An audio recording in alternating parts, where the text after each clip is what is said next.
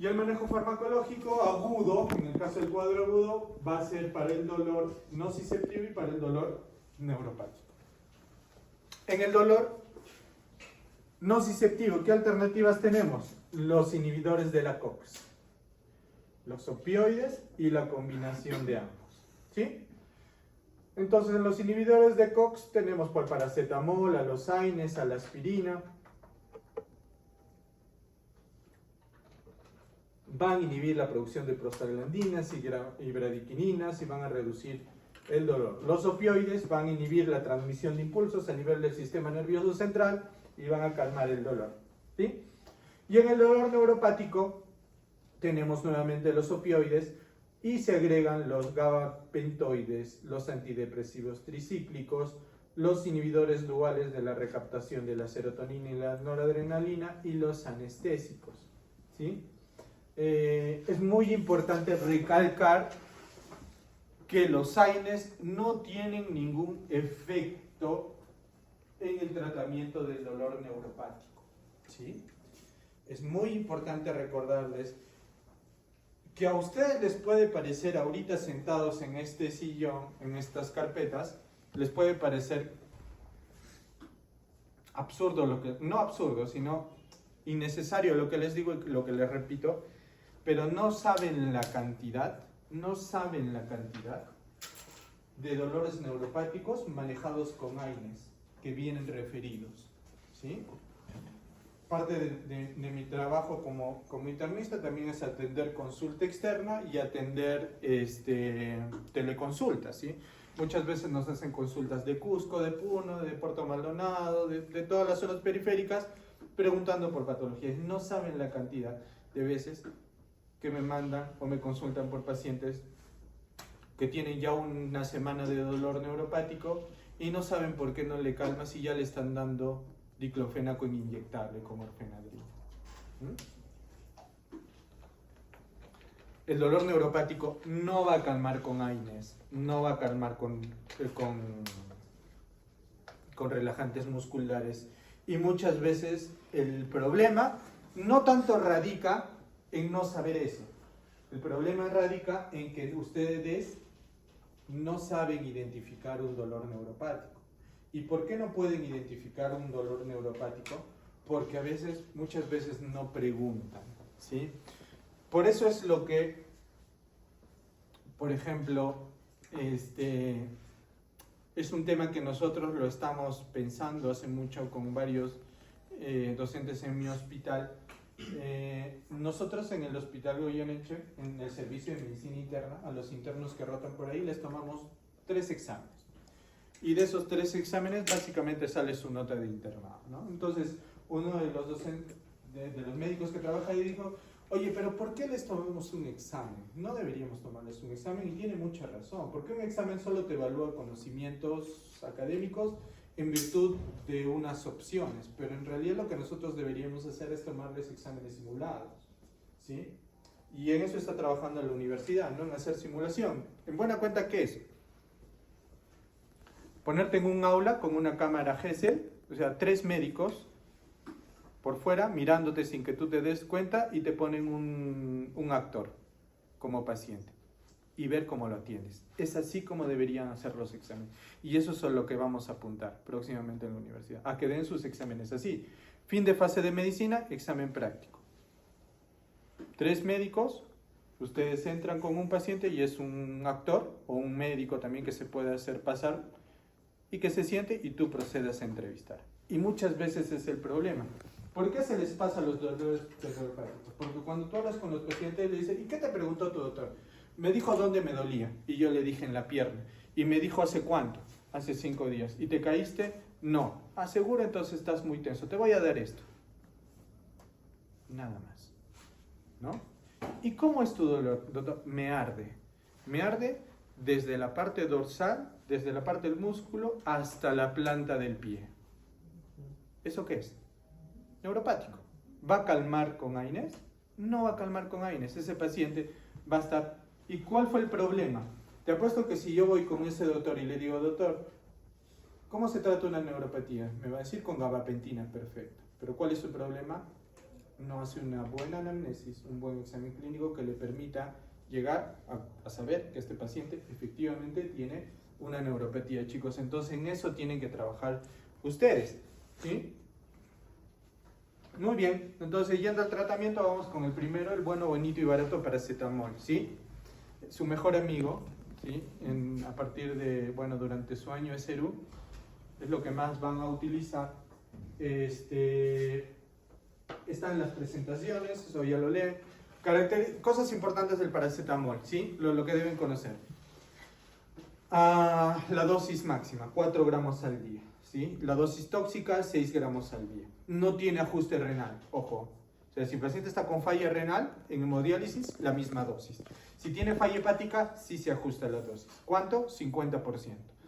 Entonces la dosis máxima de 4 me irá a 2, ¿sí? Otra cosa, cuando utilizo el paracetamol, la posología cambia. Del habitual cada 8 horas, pasamos a cada 4 a cada 6 horas, ¿sí? Pasamos para analgesia, el paracetamol de usarse cada 8 va a pasar a cada 4 o cada 6 horas, ¿sí? En niños, recuerden la dosis de 10 a 15 miligramos por día. Y como les mencioné, no requiere ajuste renal ni hepático. En cuanto a los AINES, ¿sí? En cuanto a los AINES, ¿qué debemos conocer? Sus efectos gastroduodenales y sus efectos cardiovasculares. Los gastroduodenales, la hemorragia digestiva alta, ¿no? Por úlceras gastroduodenales. Es importante que sepan también que disminuyen la eficacia de los betabloqueadores. También tiene diferentes vías de administración, parenteral, sublingual. ¿Hay sublingual en AINES? ¿Alguien sabe?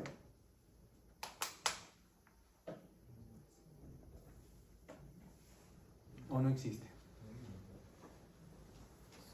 Hay, ¿sí? Ketorolaco sublingual. Existe, se llama, pero no genérico de marca, se llama Dolnip sublingual, ¿sí? Pones debajo de la lengua, calma rápido. ¿Por qué? ¿Cuál es la ventaja? Inicio de acción más rápido, ¿no?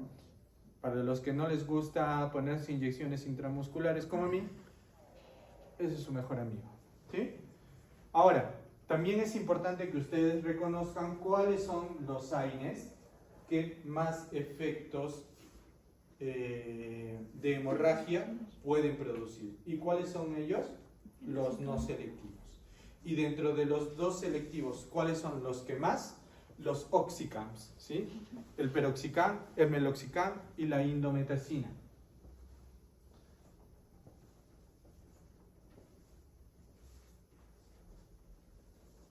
Y de todos ellos, ¿cuál es el que menos? El aceclofenaco. ¿Sí? El aceclofenaco. Los visitadores médicos que, bueno, te vienen a buscar, ¿no? Para que recetes su producto, es su caballito de batalla, ¿no?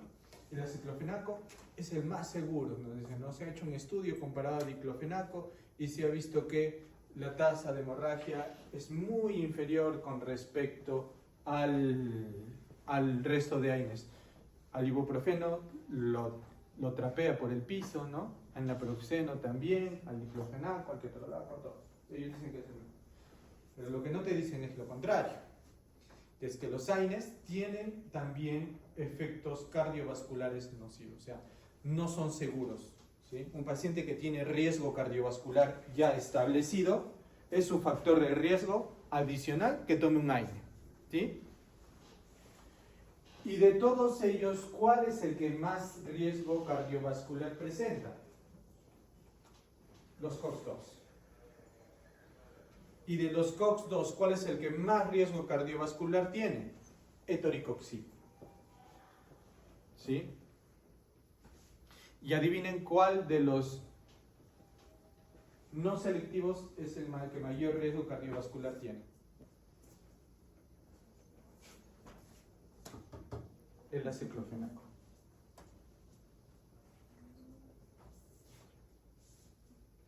¿Sí? Y de todos los AINES, ¿cuál es el más seguro desde el punto de vista cardiovascular? Naproxeno. naproxeno es el más seguro desde el punto de vista cardiovascular.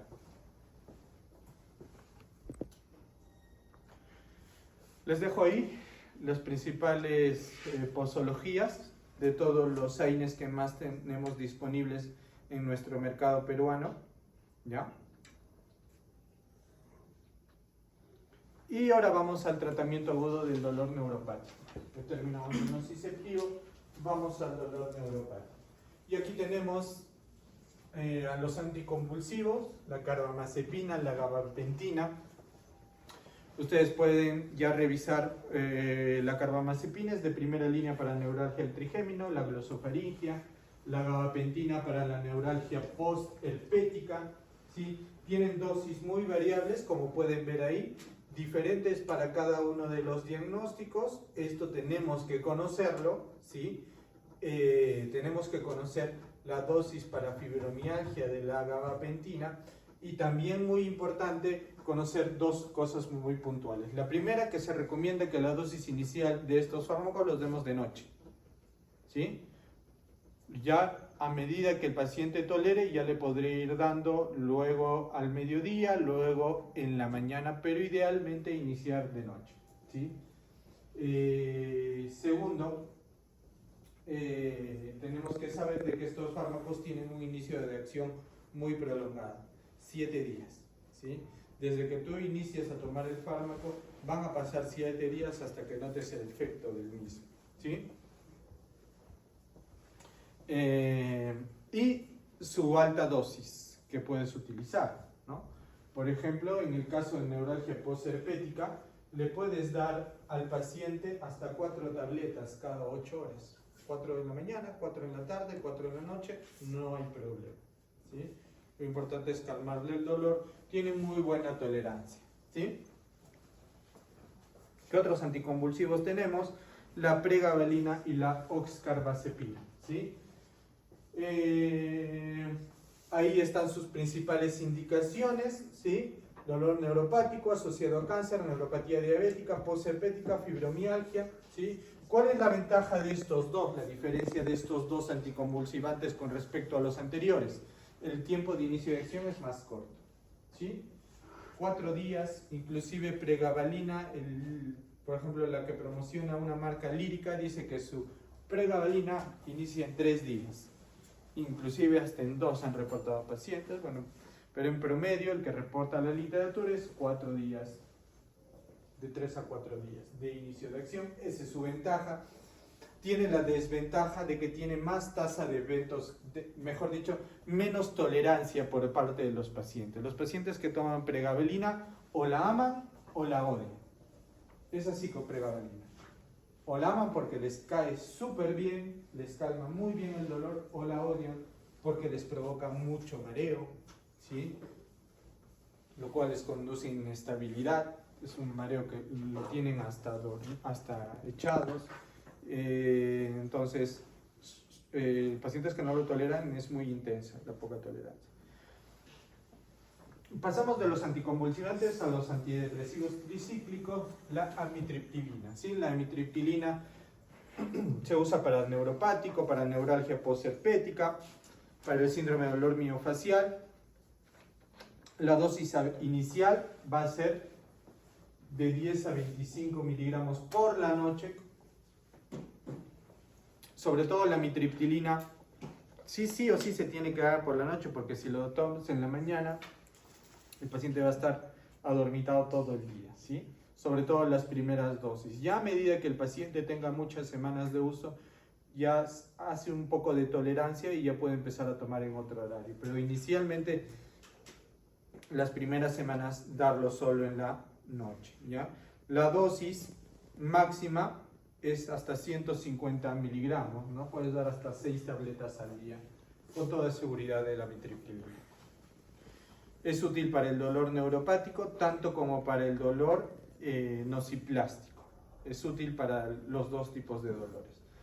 La duloxetina,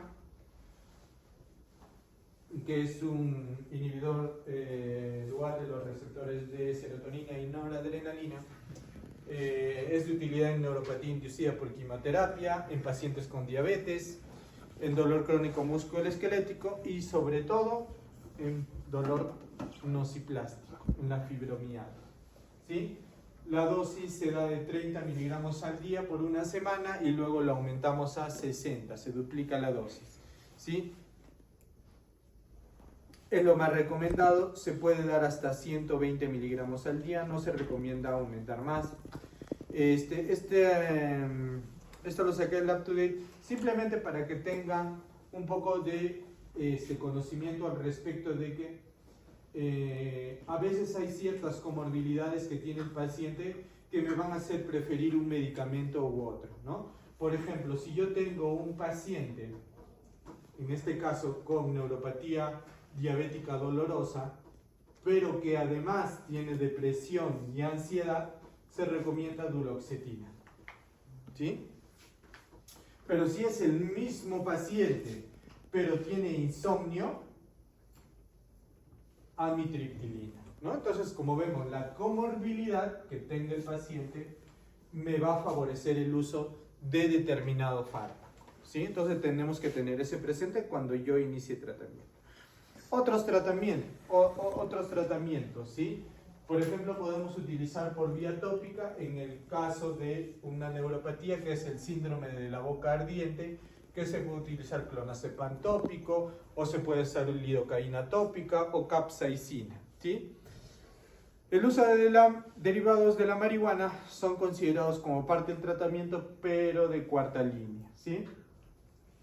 La venlafaxina, que era un fármaco que era muy esperanzador para el tratamiento de fibromialgia, ya se ha limitado su uso porque provoca hipertensión. Y el ácido valproico va a ser considerado de tercera línea. ¿Por qué les puse este cuadro? ¿Sí? Esta tabla, mejor dicho. Es las recomendaciones para el tratamiento de la neuropatía diabética. Pero básicamente se les coloqué para que vean, cada uno es una guía diferente. Es el año 2006, de 2007, 2010, 10, 11, 11.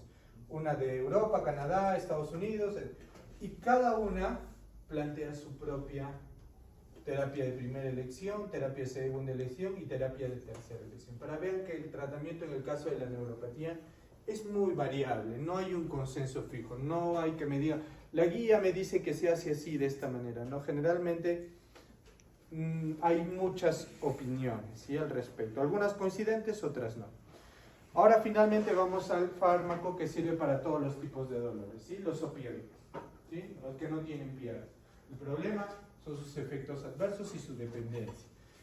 Tenemos opioides menores y tenemos opioides mayores, ¿no? Los menores tienen la ventaja de que son más seguros, pero la desventaja es que son menos potentes, ¿sí? Tienen la ventaja que se pueden dar asociados. Tenemos múltiples presentaciones de marca que asocian tramal con paracetamol o tramal con AINES en la misma cápsula, ¿sí? En la misma cápsula vienen asociaciones de tramal con paracetamol o tramal con algún AINE, ¿sí? Que puede ser ketorolaco, dexketoprofeno, etc. Es importante que en el caso de ancianos y pacientes con falla renal hepática hagamos ajuste de dosis.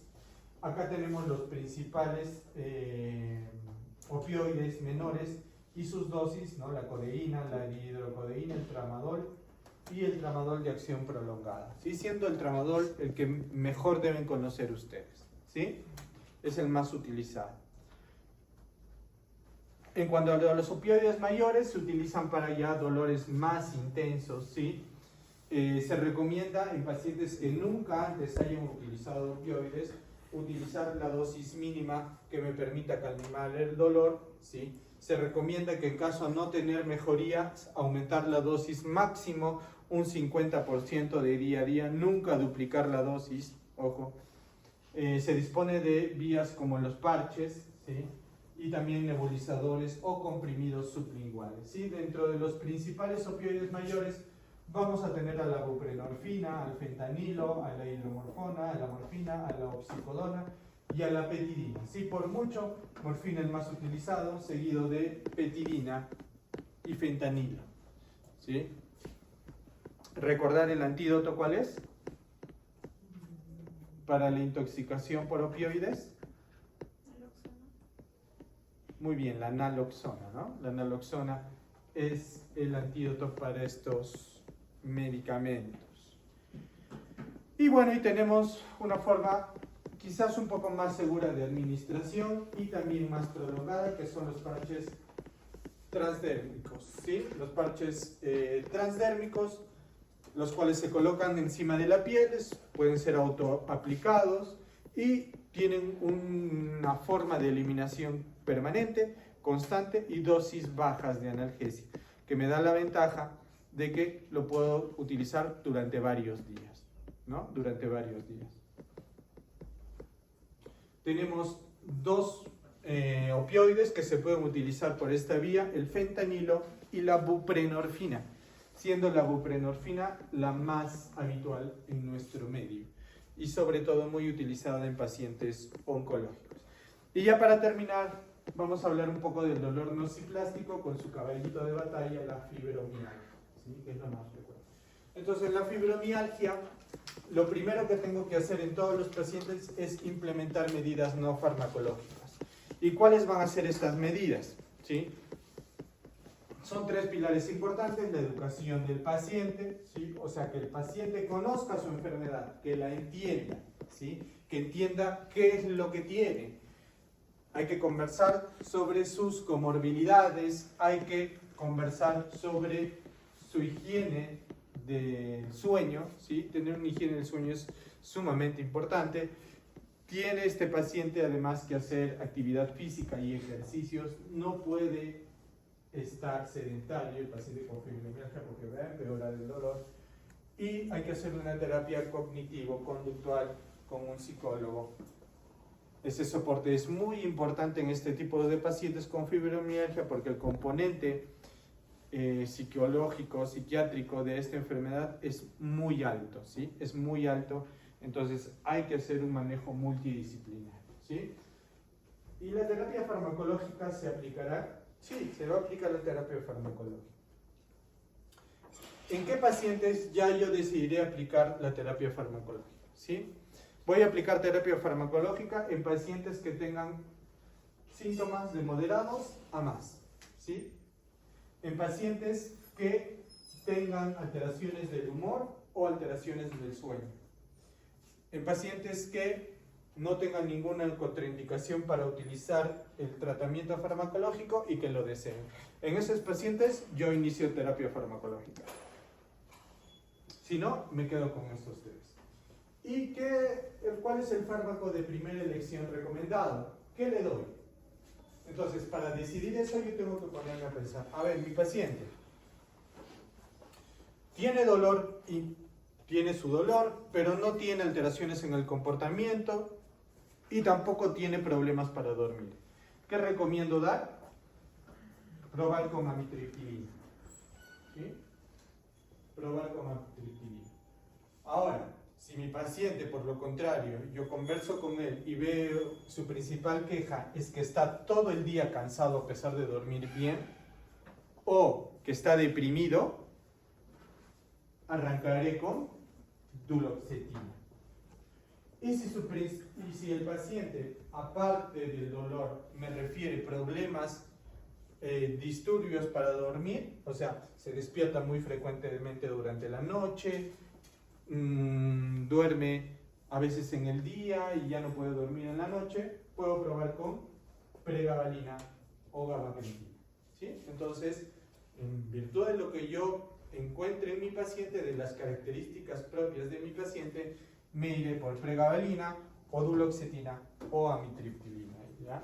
Siendo normalmente, habitualmente, los más usados los duales, ¿sí? La duloxetina. Y bueno, y finalmente el cuadro donde están las dosis de los fármacos que hemos hablado, ¿no? De la amitriptilina, de la duloxetina y de la pregabalina, ¿ya? Solamente para decirles algunas cosas, ¿sí? Que la ciclobenzaprina, ¿sí? La ciclobenzaprina también se utiliza como relajante muscular, ¿sí? También se utiliza como relajante muscular. Y el milnacipran generalmente no lo tenemos muy disponible en nuestro medio. Es un medicamento de uso sobre todo en pacientes con depresión, ¿sí? Esa es su principal indicación. El resto ya los hemos mencionado previamente. Muy bien. ¿Alguna pregunta? Igual las diapositivas se las voy a pasar a su delegada, así que no se preocupen para que puedan estudiar de ahí. Solamente para mencionarles las preguntas con respecto al tema. Habitualmente nosotros no hacemos preguntas de, por ejemplo, mencione cuál es el mencione cuál es el fármaco de elección en el caso de pacientes con dolor neuropático. No, así no vienen las preguntas, ¿sí? Son casos clínicos. ¿Ya? Entonces tienen que leer bien la pregunta, ¿sí? Ver ante qué están, diagnosticar lo que les están planteando en el caso clínico y de acuerdo a eso establecer una respuesta, ¿sí? Entonces trabajen más que en la memoria, en la lógica de todo lo que hemos mencionado, ¿sí? Sobre todo en este tema es obviamente lo que les digo, ¿cuál es la principal deficiencia de los médicos? Diagnosticar el tipo de dolor que es, ¿no? Tanto el tratamiento, recordarlo, lo tenemos que dar, es diagnosticar. Entonces, es muy probable que el caso va a ser un caso clínico orientado a eso, ¿no? Que ustedes desarrollen su habilidad de cómo diagnosticar la enfermedad. ¿Tienen la lista? Sí, profe. ¿Quién participó? ¿Cómo te llamas? Aurora Reyes Castellanos. Ah, tú.